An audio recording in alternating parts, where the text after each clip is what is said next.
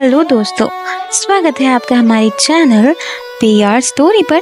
आज मैं आपके लाई हूँ एक बेहद ही नई कहानी जिसका टाइटल है माँ की रसोई बच्चे की पढ़ाई।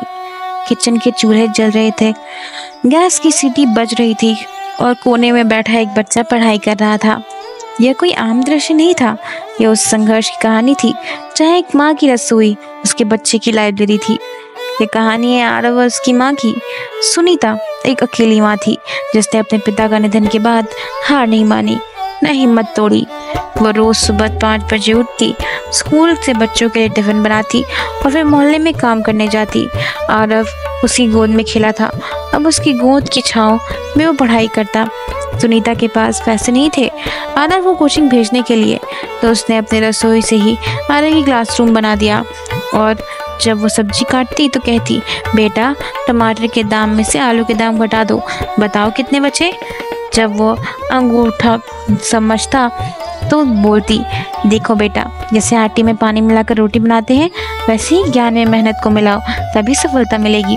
पड़ोसी मजाक उड़ाते, रसोई में पढ़ाई, ये क्या तरीका हुआ। लेकिन सुनीता ने परवाह नहीं की।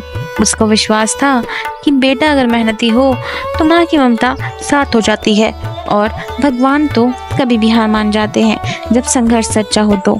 आरव पढ़ाई करता, माँ खाना बनाती। दोनों का सपना था एक दिन आरव इंजीनियर बनेगा और माँ के हाथों में रसोई निकालकर एसी ऑफिस में बैठाएगा। रात को जब बिजली जाती तो माँ दिया जलाकर पढ़ने देती।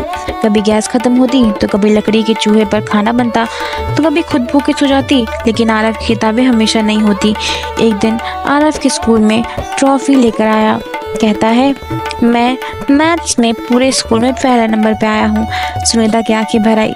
उसने कहा, तू नहीं बेटा, ये तेरी ईमानदारी का उपयोग है।